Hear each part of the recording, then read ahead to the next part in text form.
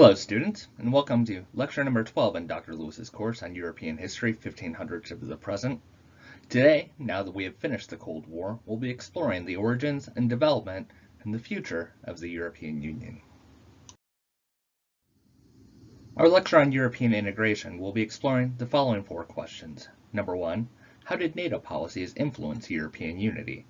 Number 2, what were the economic factors that promoted unity? Number 3, what impact did European youth have upon politics? And number 4, the question that's facing the world now, will the European Union survive the Brexit vote of 2016? Or will the European Union collapse over the next generation? The European Union is an institution that developed over time, but in many ways it was a direct reaction against the dynamics of the Cold War that broke out in the late 1940s. In particular, many Europeans had hoped that World War II would truly be the war to end all wars, and as Europe started becoming remilitarized, many Europeans found themselves resentful and thinking about alternative political structures to the dominance of both the United States and the Soviet Union.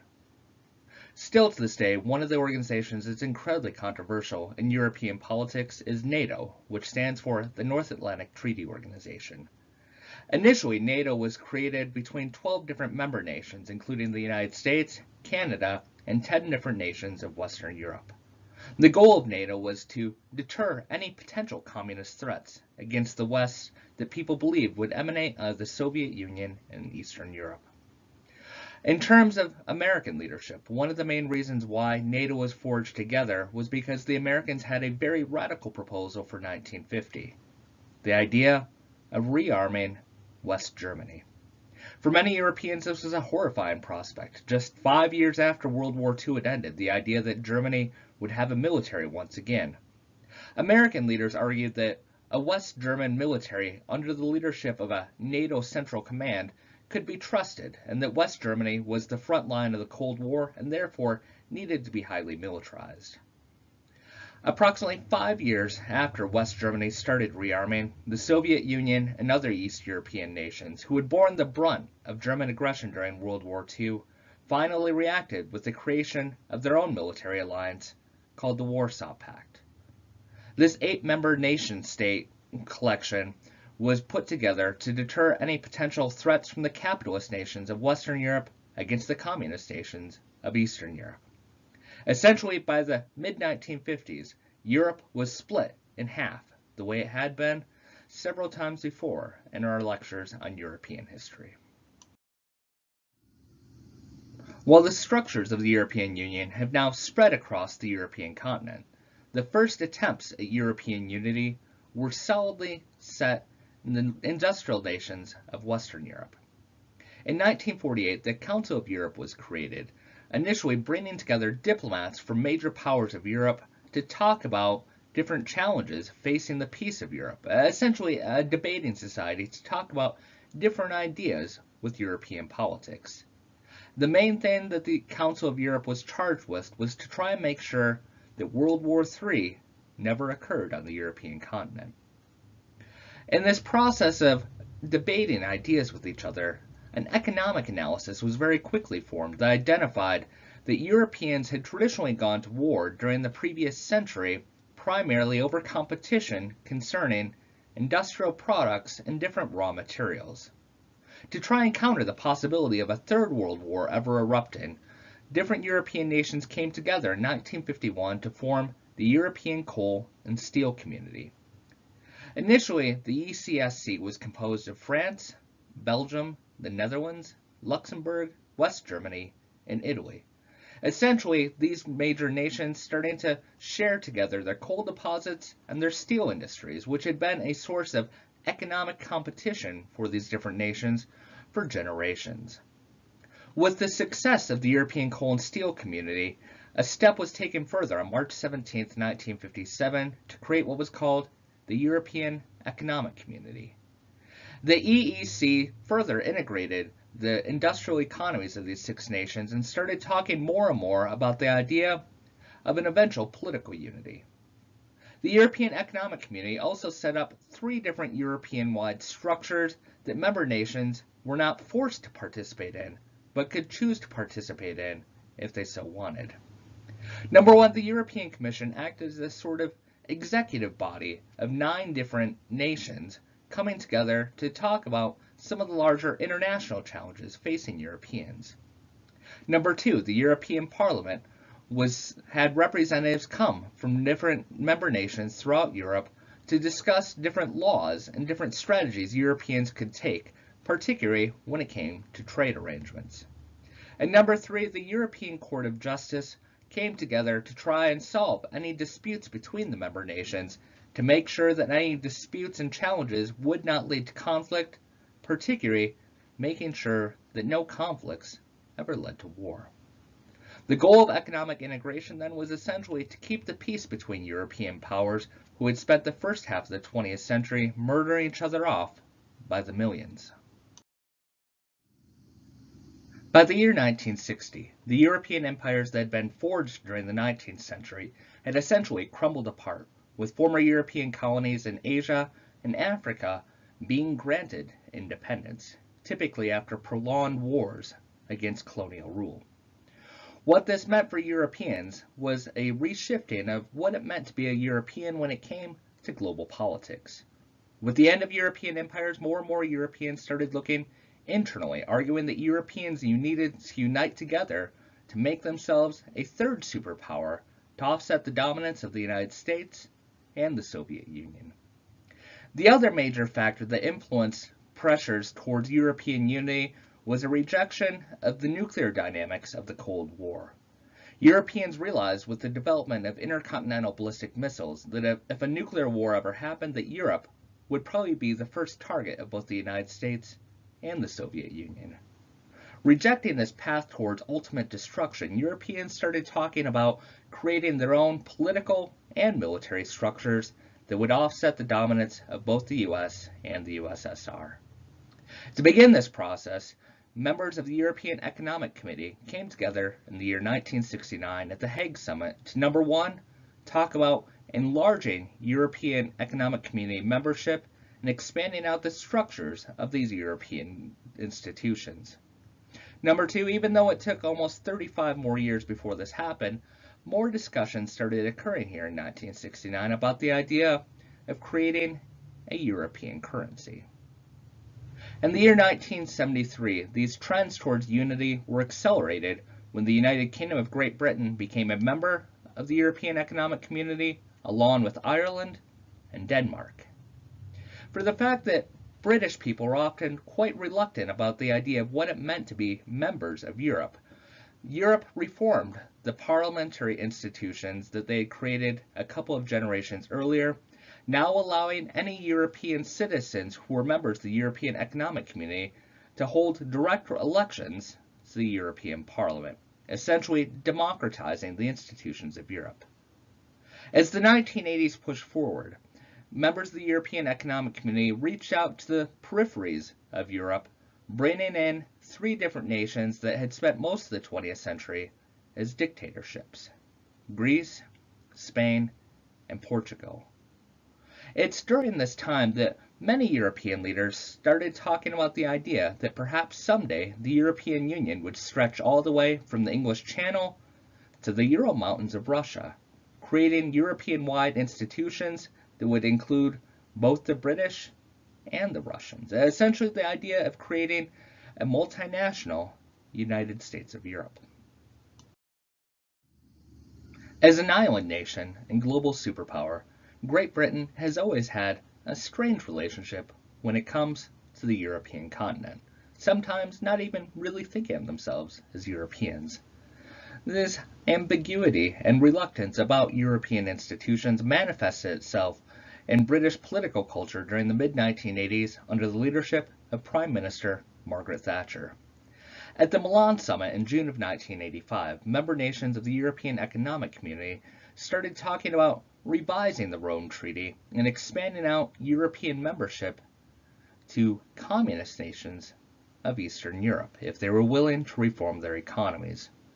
Margaret Thatcher, being a vehement anti-communist, condemned any notion of Europeans reaching out to the East and including these socialist nations in any of the European Economic Community. What Margaret Thatcher threatened to do was to utilize the British power of the veto if membership were expanded out, or if necessary, to have Great Britain leave the European Economic Community altogether.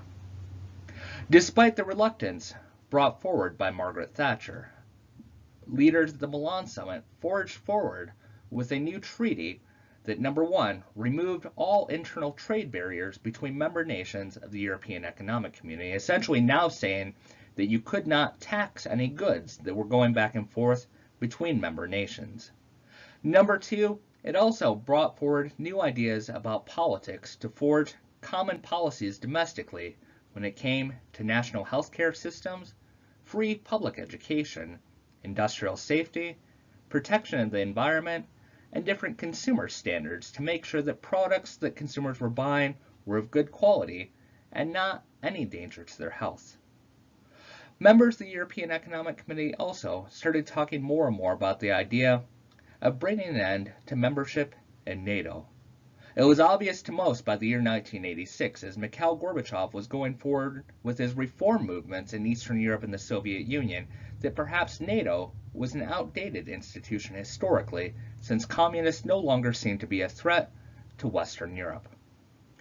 With all of these different debates about European institutions and what it meant to be European, more and more ideas started coming forward, particularly from the British, that if a member nation was not comfortable with the direction of Europe, that unlike this situation in the United States of America, that a member nation should have the right to leave the institutions of Europe, essentially making sure that unlike the scenario Americans faced in the year 1860, after the presidential election that brought Abraham Lincoln to power, that secession threats did not lead to civil war and to chaos. The fall of communism and the end of the Cold War in 1989 brought new, exciting opportunities for humanity to take a different direction than it had throughout most of the 20th century that had been dominated by militarism and by warfare. Europeans saw this as a historic moment to start decreasing their military budgets, and as borders between nations started loosening up, to increase tourism across the entirety of the European continent. In a reshifting of priorities when it came to what it meant to be European, most European nations now shifted over spending that had gone towards military budgets and shifted it now to free education for youth all the way up through university and other youth programs, essentially trying to invest in a non-militarized future for Europeans. Some of the new hopes that helped to bring these new momentums was, number one, since Eastern Europe had been both a military construct as well as a trading bloc. When that trading bloc fell apart in 1989, East European nations were looking for new trade partners, which meant that now West Europeans had new markets to sell their goods in. And number two, they had new and cheaper resources when it came to labor to produce goods in new factories. Once Germany became reunited in the year 1990, some very positive momentums happened out of this, but also a number of fears were expressed. Once Germany was reunited in 1990, it was obvious to all member nations in Europe that Germany would be the dominant political, economic, and cultural force of European integration. Margaret Thatcher, the British Prime Minister, looked at this scenario absolutely horrified, being quoted in the year 1990 saying, "Whether we realize it or not, the Fourth Reich has arrived." While the European Union does not resemble anything of the First, Second, and Third Reichs, what Thatcher was talking about was that German goals had always surrounded the idea of being the dominant power of European politics and European economics. And now that the early days of the European Union were forming and that Germany was reunited, that Germany was now taking that position it had envied and wanted for well over 150 years. As Europe moved forward into the 90s, a new vision of peace and prosperity captivated the imaginations of young Europeans as they forged forward out of the Cold War.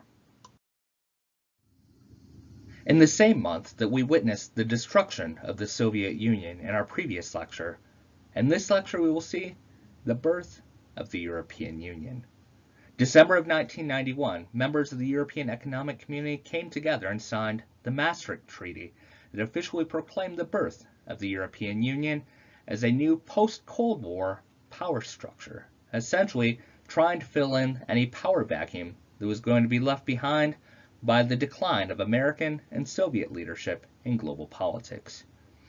The European Union focused initially on trying to increase trade and tourism and get Europeans moving around and getting to know each other and becoming more familiar with each other and thinking about themselves as not just from the member nation, but as European citizens.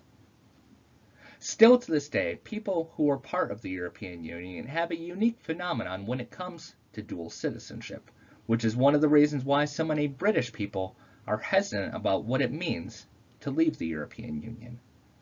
In terms of mobility, if you are part of a member nation of the European Union, you can move back and forth between different European nations without having to present your passport as you cross international borders, which is a very unique phenomenon. Along with that, if you were a citizen, let's say of Great Britain, and you wanted to move to France and get a job, you don't have to get any type of work visa. Somebody who is a British citizen has the same right to get a job as a French citizen, since both nations are member nations of the European Union. Number two, in terms of politics, if you are a member of a European Union nation, you have the right to vote in any European nation. In the year 1999, I was living in the United Kingdom of Great Britain in the region of Wales, and many of my friends who lived in Wales at the time were different exchange students who had come from Greece. During that time, there were elections held for the Welsh Parliament, and my Greek friends voted in the Welsh elections. I thought that was incredibly bizarre. I'm like, you aren't British citizens. They said, yes, but we're European citizens, and therefore, since we live here, we have the right to vote. What was strange also in my mind is that those same Greek students, had they wanted to, could have run for office there in the United Kingdom of Great Britain, since both Greece and Britain are member nations of the European Union. And essentially, what this idea did was it challenged many notions of citizenship and national boundaries. The one aspect the European Union has tried to focus on when it comes down to their role in international politics is to argue that European Union nations stand for the promotion and preservation of human rights. Europe has very strict regulations when it comes to human rights and workers' rights, and has spent much of the past decade trying to reach out during times of international crises, inviting refugees to come to Europe seeking political asylum and to build a new life away from the war-torn nations. As we've seen within our own lifetimes, this is an incredibly complicated factor, because on the one hand, while it helps to promote ideas of human rights, it also helps to bring in people to Europe who are resentful about many of the policies in the past of European empires, as we've seen in the culmination of multiple terrorist attacks throughout Western Europe. For the fact that Europe tried to forge forward with such new and unique policies in global politics, they also realized that not all member nations would necessarily agree to these policies. By adding in Article 50 to the European Constitution, Europeans set out a precedent saying that member nations of the European Union had the right to secede and to leave that union if at any point they were no longer comfortable being a part of Europe. That the European Union was a political institution forged on consent, not coercion. The 1990s and the early years of the 21st century were an incredibly exciting time in the European experience, and as I got to witness firsthand, was an incredibly dynamic time to live in Europe and to witness these things happening firsthand. Number one, throughout the 1990s, the 12 member nations of the European Union expanded out and became 15 nations, with the inclusion of Austria, Finland, and Sweden into the European Union. In the early years of the 2000s, former Warsaw Pact communist nations who had gotten rid of their communist system were now brought into European structures. In January of 1999, an incredibly controversial move was brought up to try to completely integrate European economies in much the same way the different states of the United States are integrated with a single currency. In January of 1999, when it came to actual international trade, the euro currency was adopted by 12 different member nations. At the time, if a nation was not comfortable with the idea of participating in the euro, one had the ability and the right to opt out of this.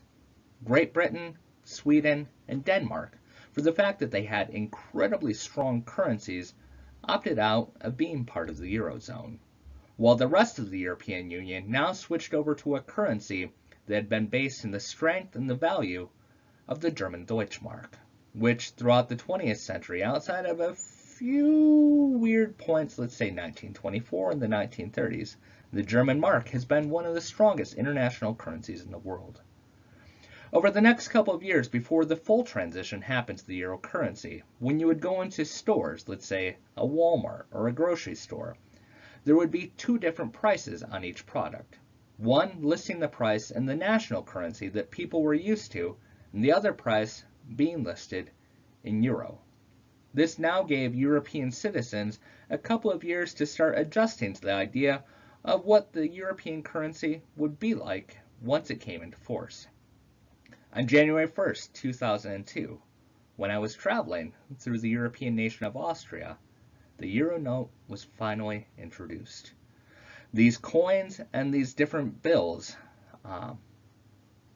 they're colorful, they contain European symbols, and they're really exciting to use initially. It used to be when one would travel across Europe, every time, if you were a foreigner, every time you crossed a border, you would have to take your currency, cash it in, and buy the currency of the nation that you just traveled in, which meant every time you crossed the border, you got ripped off by currency exchangers. Now, with having the euro in place, people who were European citizens or people who were tourists traveling in Europe could use the same currency in almost any nation throughout Europe. By the opening of 2003, the euro overtook the dollar as the most dominant currency of the Western world. The great question coming out of this then, would the dollar now be replaced by the euro as the dominant currency of global trade? And this has been one of the most controversial aspects of international trade for the last 10 years. Well, the 21st century has been an incredibly exciting time for Europe and for the world. It's also been a century dominated by crises, particularly crises surrounding the War on Terror. On September 11, 2001, after the terrorist attacks in New York City and Washington, D.C., most European leaders and European citizens came out in support of the United States in terms of the invasion of Afghanistan to try and shut down the al-Qaeda training camps that existed and to bring an end to the Taliban regime. Over the next several months after the invasion of Afghanistan, as ideas came up from the George W. Bush's administration about invading Iraq as an extension of the War on Terror, the majority of Europeans opposed this. Leading up to the war in Iraq, Europe saw some of the largest demonstrations in European streets that have ever occurred in human history. When George W. Bush could not rely upon traditional NATO allies to support him, he forged what was called the Coalition of the Willing, that brought together a very obscure coalition of about 30 different nations throughout the world who supported the American invasion of Iraq. The only major European power that was willing to participate in this was the United Kingdom of Great Britain. George W. Bush and the Prime Minister Tony Blair started forging a new aspect of the Anglo-American special relationship, with British politicians now casting their gaze back across the Atlantic to their American ally instead of focusing in on their European commitments, a scenario that many Europeans came to resent. In 2008, at the end of the Bush administration, when the global financial crisis kicked in, Europe, like most major economic powers of the world, faced the fear of utter collapse.